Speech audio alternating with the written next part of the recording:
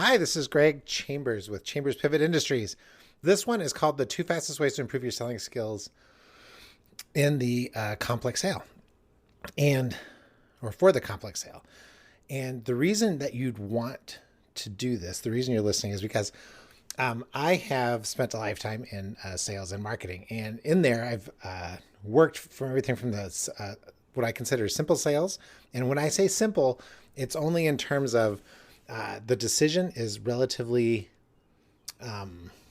it's not earth shattering for the business that is making it, as opposed to a complex sale, which would be a decision has a big impact or is considered to have a big impact on the business. That doesn't mean that a simple sale has any less of an ROI, but it usually means that the complex sale touches on more parts of the organization and is therefore, and is really, it's only more complex in that the decision making is a little more complex.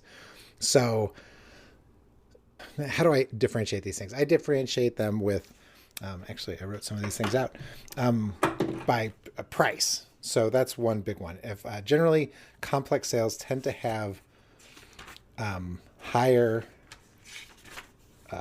prices attached to them. There tends to be more decision makers involved in the complex sale than inside the simpler sale. Okay, so when we're defining the simple versus complex, the simple sale is a little more price oriented. The complex sale is a little more results oriented. There's usually fewer people in the decision process in a simpler sale. Compare that on the spectrum to a complex sale, which we're going to be talking about in this teleseminar, is multiple people inside the decision process. So on one side, we have one person. On the other one, we have lots of people. A simpler sale may involve just one or a few calls. A complex sale may involve a lot of calls. A simple sale may touch on one issue. A complex sale, a complicated sale, would touch on multiple issues. Generally, the simple sales have lower prices. Complex sales has a larger investment required. And then, in general, the simpler sales have lower margin inside of them. The complex sales have higher margins. So the people that I end up working with a lot are on business development teams. It can range anywhere from a professional salesperson to someone who it is just their job to bring in new business, but they don't consider themselves to be salespeople. When I put this together, I thought, what are the two fastest ways? Because it was actually asked me, Greg, what are a couple things I could do to improve my hit rate, to get better opportunities, to close opportunities faster, for just general improvement. And the first thing that popped into my head was opportunities. When I'm doing coaching people through the entire sales cycle, their ability to generate new opportunities is the first place where you see a massive leap in effectiveness. So, and simply, usually that's all it takes. Just by getting better at developing an opportunity, really helping a client prioritize it, that's what leads to a big jump. And I'll cover three things that you can do under opportunities today, just after listening to this call. I'll give you some ideas. And then the second one is navigating the client's decision process.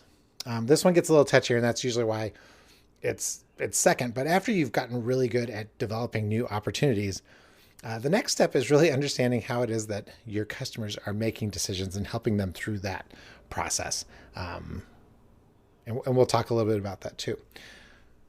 So I have three areas under each of these for you to think about, and let's go ahead and jump right into those.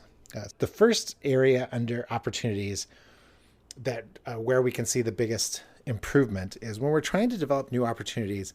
It's the ability to listen for, to drill down on, and to ask questions around evidence. And if we believe that evidence is, why do we believe this to be true, right? That's what the client is saying. So when the client says something like, I need to develop more opportunities, it seems like there's no questions to really be asked around that. But that's the difference in the complex sale, right? Our organization needs to develop more opportunities. Being able to develop that into a bigger case and really understand where it fits into the priorities of the organization, that is where the first big leap is. So, in general, let's see why. So when I say developing evidence, it's anything that can be measured. So if you're an easy way to think about it is it's anything that your client needs more of or less of. Every organization measures something. What we're trying to do is we're trying to get good at finding out what it is that they're measuring and then asking questions around that.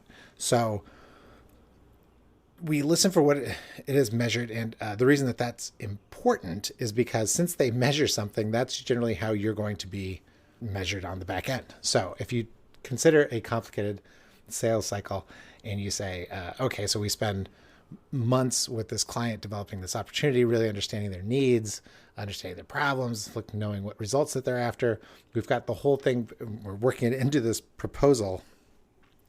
At that proposal moment, when your proposal starts being circulated around the organization, the first thing they're going to look for is what, right? They're going to turn to the back page or wherever you put it, and it's going to be, they are going to look for the investment, right? Because then they want to go back and they want to look for the return on investment. When we are trying to develop evidence, the reason we're trying to develop evidence is because in most sales proposals that I've seen, the only numbers that are in the proposal is your investment. It's not even any numbers on their side. So if yours is the only number that's on there, that's all they have to go on, right? So they can see the investment, but they have no idea what the return is. So the evidence that we're after is evidence of that return, and it helps them make a better decision, right? I'm not saying that we're trying to do some quick math that fakes people out, because the reality is those numbers need to come from them. If they come from you, nobody believes them. And but if they can develop those numbers and you can help them develop those numbers, then when they see the investment, they can get it plugged in. So most of the examples I'm going to give you today are things that I've dealt with myself. So just recently, in talking to a large client, when we were talking about it, the questions were around, they were after a particular solution. Like, I really want to, this is what we really need help with. And then they gave that to me, and I said, okay. So, and where is it showing up in the organization that shows that we need to do this? And it's basically like, it starts with, Greg, because we've been struggling with this for years. You're like, okay, so like, what is it now? Like, where is the business right now? And what came out was, we do a couple $1 million of business that we've developed over the course of a couple of years, but it hasn't grown in years. And not only that, as we started talking about it, it was every piece of the business that has come in, every piece of that business originated from the clients. So the clients were coming to them with this piece of business. And their question is how do we grow this? Because we don't know that it's sustainable, that we're always going to be, that clients are going to be looking to us for this information. So how are we going to be getting it going forward? It sounds like a nice opportunity, but it wasn't until we could get into the numbers, which is what is it now, right? So once you could define that number, $2 million a year is the run rate, then what do you want it to be? Well, we really think that this is a business of the future. This should be a $10 million business, right? And my question to them is, well, okay, so if that's what kind of time frame are we talking about? So that's over, let's say, 5 years, he says, that we think that this should be developed. So when we start putting that number together, then the opportunity becomes the difference between today and the difference between the future. So even if we take a regular ramp up of 2 to 2.5, then to 3, then to 4, right? You start adding those things up over the course of 5 years, and this becomes a multi-million-dollar opportunity. To me, it's one thing to think it, but my goal, my objective is to get them to express it. So when he says, right, so the numbers, the trick is not to do the numbers yourself, but just be kind of bad at math. So easy for me because I get to say, oh, you know what? I'm just not great at like head math. How much is that? And then when they throw it out, be conservative. One of the great salespeople that I follow who sells a lot of consulting is Alan Weiss. And Alan Weiss likes to say, once you have their number, check for the accuracy of it. And so in this case, he did say, you know, this is easily a $5 or $6 million opportunity over time. Then once he has expressed that, take half of it. And then that becomes the number that you work forward with. So you can become conservative, but still show that when they finally get around to considering the investment versus the return, there is a big value exchange there that helps them move forward. Because I'm not going to be able to give them that business, right? They have to do most of the work, but I can help contribute to getting there. And right now they're stuck. So in many ways, what I have to offer them, that way to get unstuck on this piece of business is almost as valuable as the $6 million that they're eventually going to be able to get, but they need to do a lot of things right in the between time. And it won't be, and unfortunately I won't be there to help with it because that's not what they need. They just need some ideas. They're very capable and they'll be able to get there themselves. So that's the first one. The first part of uncovering more opportunities is getting really good with evidence. Now, once the evidence, and I kind of went into this in that last example, is trying to understand once you have evidence that they want to get after something, what you want to do is you want to find out what the impact of that is to the organization. And a lot of what I'm saying, if you do this for a living, you know intuitively. But what I find is that when I sit with professionals and start to question them on this, and when we review calls, when we review plans for sales calls, these are the things that show up. So impact, to me, right, there's the impact to the organization, but really it's inside of an organization, like even that one, where it sounds like it's a big opportunity. It's where does it rank inside the organization right now? So what I'm talking about inside, when I'm talking about impact is not necessarily just the dollar impact. So again, that opportunity that I that I talked about in evidence, where we were able to establish what, you know, is a pretty sizable opportunity. The key is to find out what is the impact inside the organization compared to other opportunities, right? So every organization, unless it's a really small organization, has competing priorities. So, and at some point they need to rank those against each other, and you need to find out where your opportunity fits in. So even though it may be perfectly in your sweet spot, it may have a fantastic financial and or cultural or whatever the result is inside of the organization. It may have all those things lined up and it may feel perfect to you. You need to find out because if it's a ranked number 7 on a list of 10 in things that they could do, if you were in that organization, you would say, oh, well, then you should really do 1 through 5 at least before you start looking at this opportunity with me again. This is, I do this thing with where I pretend like I'm the scales of justice and I tip back and forth and I say, yes and no at this point, when you're developing opportunities, need to be of equal value, of equal weight. Because if you're really going to help your clients get solutions and get products that will help them the most, you need to be able to walk them through and walk away with a good conscience when you know that even though something may have a large impact to them, they have other things that they should take care of in the between time. So that's what I mean there. So ranking an opportunity versus other opportunities, it's one thing for me to say it. The reason that it's important, obviously, is because you need to know where you stand. Why waste time with an opportunity where you're really ranked low on the opportunity list of all the opportunities they're looking at inside the organization. But then also, it really does free them up to help entrust you. You make these decisions a lot, right? You help companies with these opportunities time and time again, but they probably do it very few times. And so any advice you have to help them make a good decision is helpful. So how do you do it? Is Greg, how do you get list out the impact? This is a multi-step process, but one of the things when you're talking to whoever you're talking to is you need to have a list of opportunities that they are looking at, and you need to push back against why it is that your opportunity is even being considered at this point. A lot of times you're talking to somebody inside the organization, an influencer, somebody who is tasked with doing research.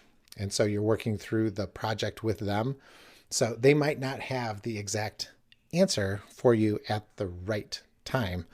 But that being said, you can work with them and get a list out. And then it's really that list that you take around the organization and find out other things that they're looking at, other opportunities where they may be looking to invest their money and trying to decide what's best for them. So as an example, I had a wonderful opportunity with a large company that would have been a nice marquee company for me to put on my website, right?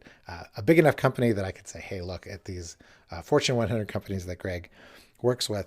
But as I was talking to the new director, who does need some help inside of even just inside of his department, when he was describing what he needed my help with, I could hear other priorities until I said, you need to tell me why you would rank this one above any of these other things that we've been talking about.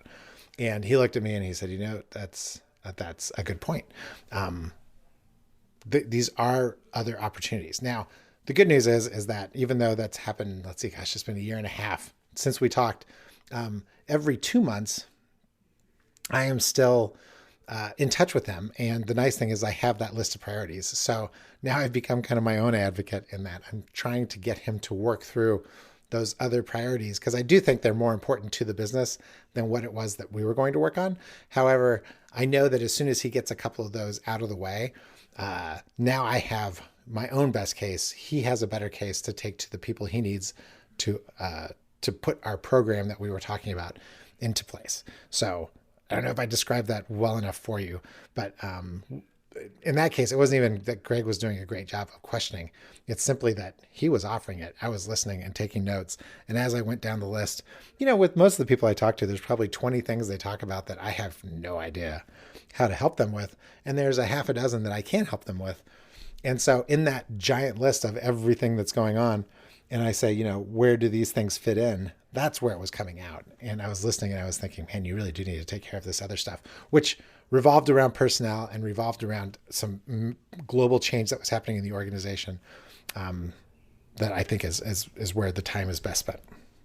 So uncovering opportunities, developing evidence, helping them develop evidence, really finding out what it is that they measure, how will they measure, how will they know that it's working for them, and then the impact of the organization, where ranking the impact of whatever opportunity you're talking about against other opportunities that they're talking about.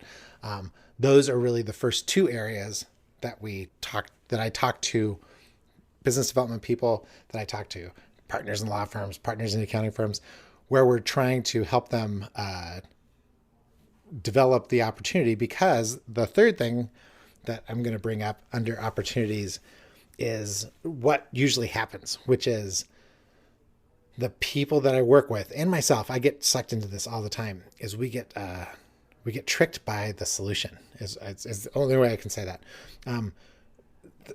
Our clients love to hear about our solutions. We have developed some pretty cool solutions, and some pretty cool products, and we love to talk about them. They love to hear about them. The one thing that they don't like talking about is they don't really like talking about or looking for evidence that problems or opportunities exist inside their company.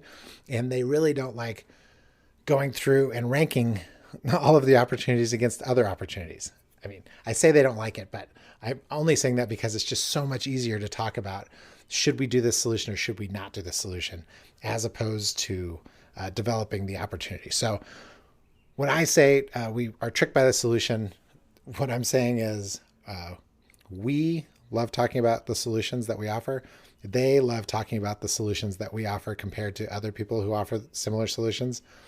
And when we talk about all that, we have a tendency not to explore any of the business reasons for why our solution exists.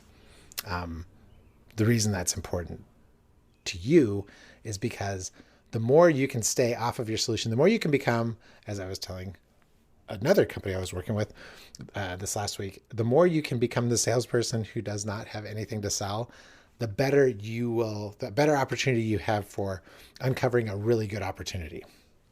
Because when they can explore freely all the different things that they're trying to accomplish in the business, all the problems that they're trying to solve, and all the results that they're trying to achieve, and you can simply hear those things and then react to a few of them, put them in rank order on what they should be working on now, or what you think they should be working on based on the input that they've been giving you. The more that they can do that, that's where a big game-changing opportunities come from. Things that make that mean a big deal to an organization, to individuals inside that organization. And the more that you can help that process occur, the better off you are. So it's a consulting approach for sure, and it works. As a matter of fact, I'm going to give you, as an example, a bad example. So the other day I got pulled into, I thought was just a quick get to know you meeting. And the next thing I know, I'm looking at an org chart. And when I looked at that org chart, they're going through and they're comparing it to, I just finished this book, The Human Being's Guide to Business Growth. And it's like, how does your book help me? And so pretty soon we're knee deep in the solution. And the sad part is I didn't recognize it until the drive home. And on the drive home, I was like, man, that felt good. I love talking about all the things I could do for the organization and blah, blah, blah. And we kind of got lost here and there, and he was looking for some examples. I wish I could come up with some better examples, is what I'm thinking. And then it occurred to me, oh my gosh, Greg, you did it. You got sucked into spending all of your time on the solution. You never developed any evidence, right? You never really got to rank that evidence of the opportunity against other opportunities that they're looking at inside the organization. You're really nowhere. And next time you get in front of them, you're going to have to start over again if you get a chance to get in front of them again. Because here's the thing, when you go down the road of not getting off the solution, when you go down that road, your client goes down that road with you. And then once they kind of decide that's really not the solution for me, they move on, especially at the higher levels of the higher level executives that are working on big ideas. They just mentally move on. And so I hate to say, you've blown your shot, but many times that's how it feels. And it's a lot of work to get back in there and to really work past the impression that you're being branded as the guy that has that one solution. We considered it, but we're going a different direction. And the most painful part is when you hear the direction they're going and you think, oh, I can go that direction too. Like, I don't know that I would have chosen it, but that's definitely something I offer. And now I'm pigeonholed into something else. So that's really it. So those are 3 ways that you can be better at developing opportunities. And if we were working together, we would be working through those, which is, are you listening and acting on things that can be measured? Where is the evidence of the problem or result that they're trying to achieve? Where does that problem or result that they're trying to achieve and that you can actually solve, where does that rank? Like, what's the impact on the organization compared to other results or problems that they're trying to solve? And then how good can you get at staying away from your solution, giving them enough information to understand, to let them know that you can do this work, but then at the same time, really exploring the opportunity as opposed to worrying about what the solution is and exploring the solution at the same time. So those are 3 things under opportunities, which leads naturally to the next big area where we see a leap. But opportunity, I'm just going to just hammer this one more time.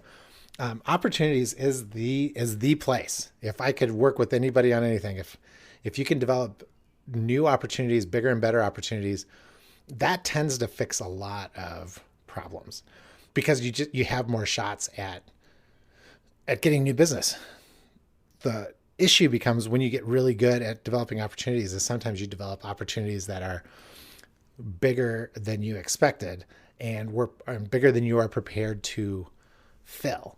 So when those things happen, there are ways, right? Fulfillment's actually one of the easier parts of once you are clear on an opportunity, fulfilling that opportunity is one of the easier parts. I know people get hung up on, well, we got to make sure we can deliver that. And most people can fill things when they really know what they're being measured on and how the opportunity is going to be played out. Where they have problems fulfilling is when opportunities are only half developed, or the return, right? That ROI, that return on investment, the return is never fully defined, and we don't know what we're working towards. So we're kind of chasing something that we don't even really know what it is, but we're just trying to make everybody happy. That's when problems occur, and more so than when we know exactly what we're after, and we know where it's going to show up inside, how it's going to be measured, and what the value is that's placed on each of those measurements. So how do we get through that piece of it? Once we've developed these bigger opportunities, the next step is we really need to start getting better at navigating the client's decision process. And so I have 3 ideas that I'll talk to you about that. And let me just go ahead and name them here. So the first one is getting the decision process steps out early, as opposed to late in the opportunity. Once we've developed the opportunity, then and we've all decided that we should keep moving forward on this, then getting those decision process steps out is the first thing, as opposed to thinking that you're talking to a decision maker. Getting an idea of what happens in each step in that process. So you're going to find that I'm really hung up on defining this, helping them define this process or understanding the process that they've already defined themselves. And then inside of that process, once you've figured out what the process steps are and what happens in each step, it's finding out which people inside that process are you being told that do not have much say, or they're going to just kind of gloss over the opportunity and the decision, separating those from the people who are really, they're kind of hiding, they're hidden decision makers. And we'll go through those. Okay, so let's talk about the first one.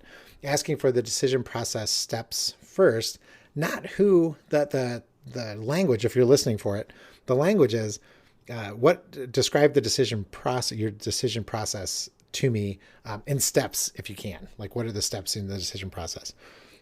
As opposed to talking to whoever you're talking to and saying, hey, who decides this? Like, who's going to make this decision? And if you could hear it in those 2 things, I kind of over-exaggerated the second one.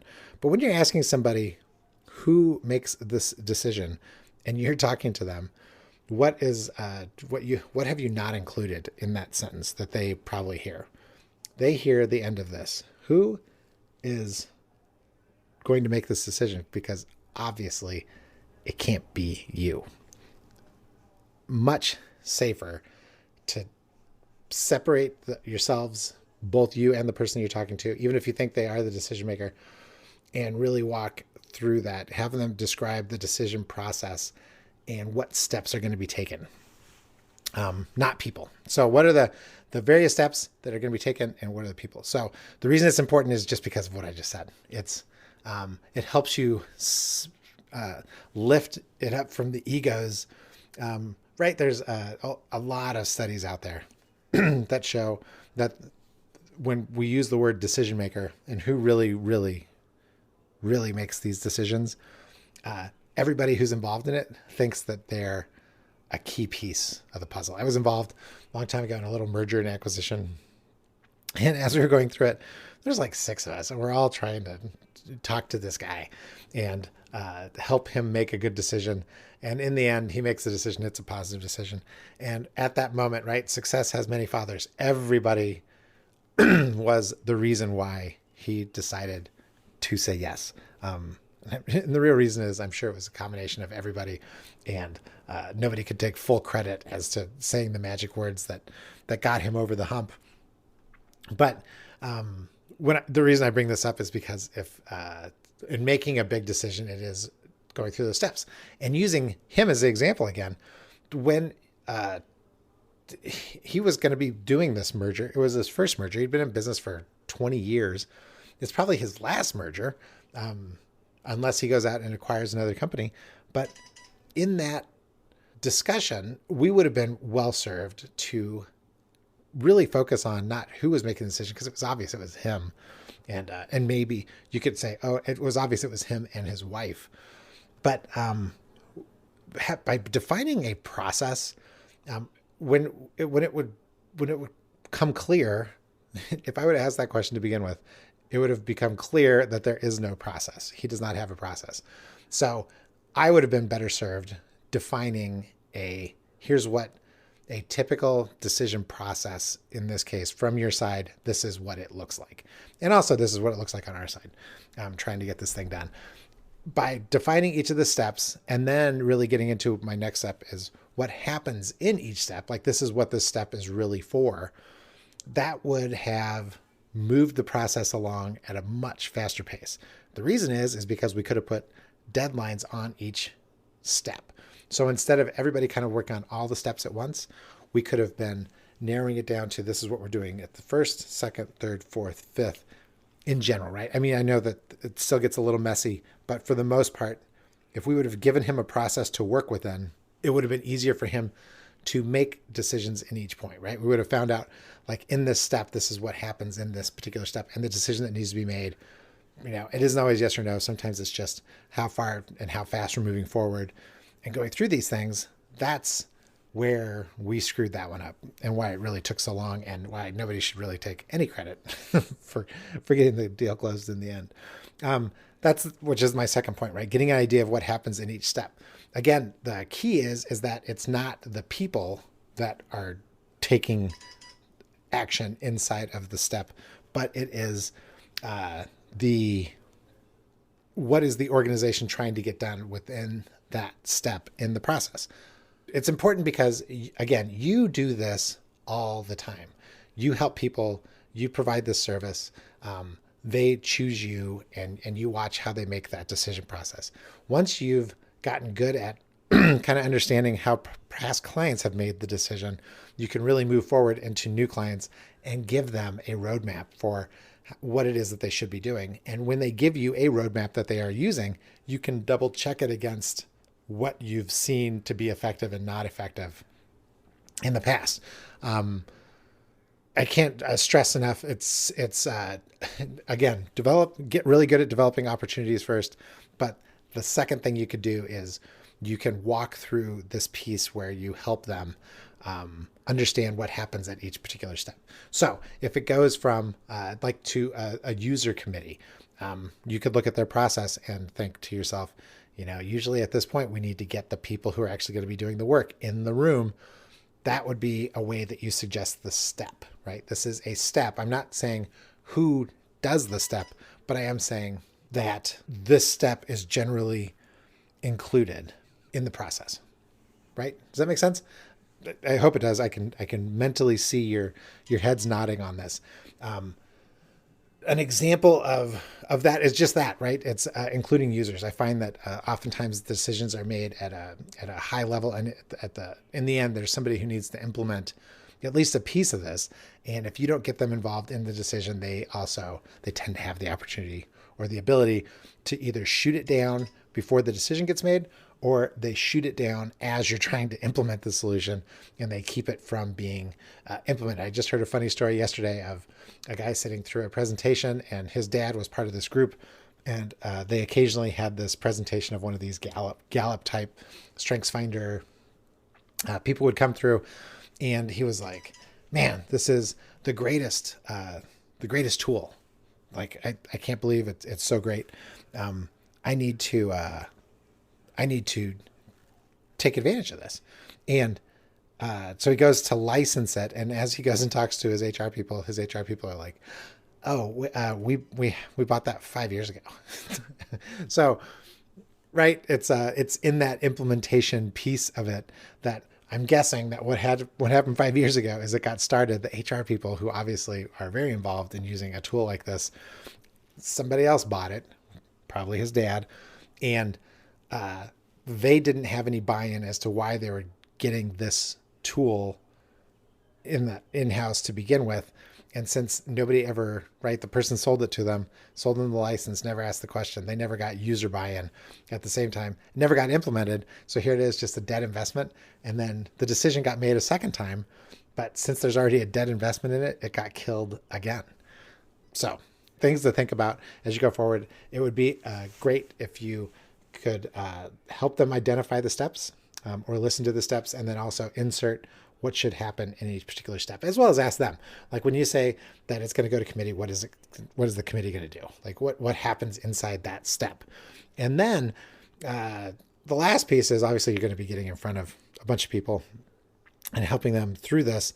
And it's identifying the people who are rubber stampers, is what I call them. They're just going to put a rubber stamp on it and it's just going to move through there. But Gail wants this as much as anybody, and identifying who those people are, and then figuring out whether or not Gail is really just going to rubber stamp this thing, or is she going to apply a whole new set of criteria?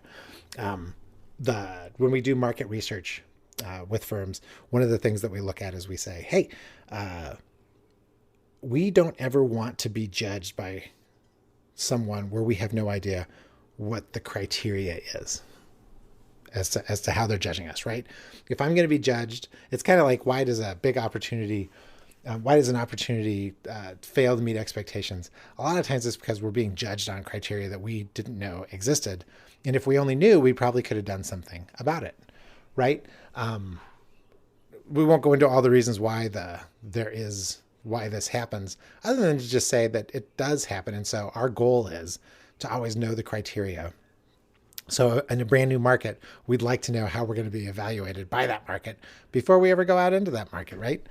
So in that same way, these rubber stampers, it's just every time that if you know what the steps are, and you've gotten really good at identifying each of the steps, and you know what decision is going to be made inside those steps, when you are visiting those people or waiting for those pieces to be decided upon, it is a great idea to ask them, and what criteria are you using to give this a yay or a nay? Or to what would you see, hear, feel that would tell you this is a no? What would you see, hear, feel that would tell you, gosh, we should really move forward on this?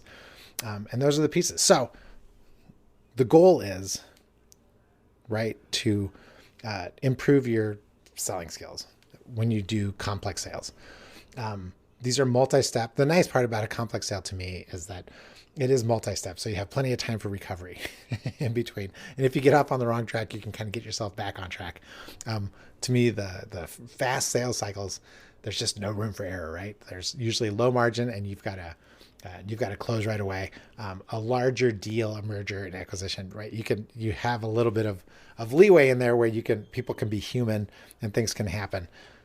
But the two areas where, if you're trying to develop these opportunities where you can make the biggest impact in your organization, is you can get much better at developing opportunities. And the three ways I say to think about that is, one, at developing, eliciting, getting evidence from your clients, putting that into impact and ranking that against other opportunities that they have.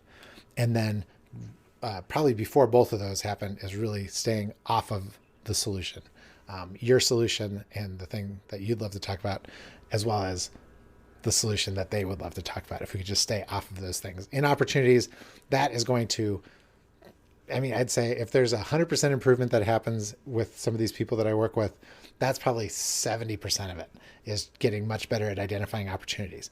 The other 30%, which is still a huge chunk, is getting really good at talking about the decision process.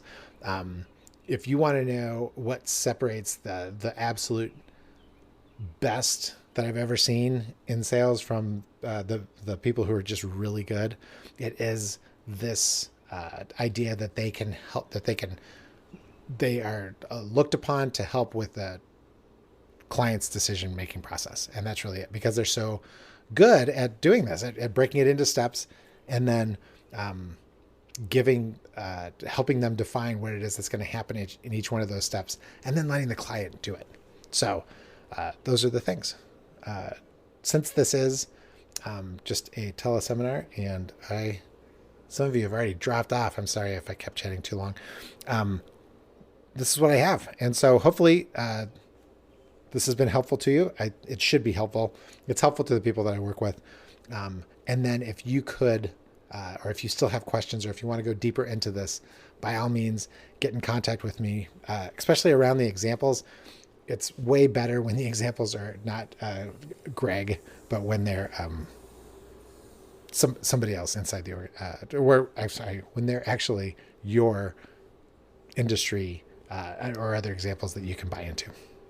So thanks for listening, and I'll have this recording up and emailed to the rest of you that are on the call. Have a good Wednesday.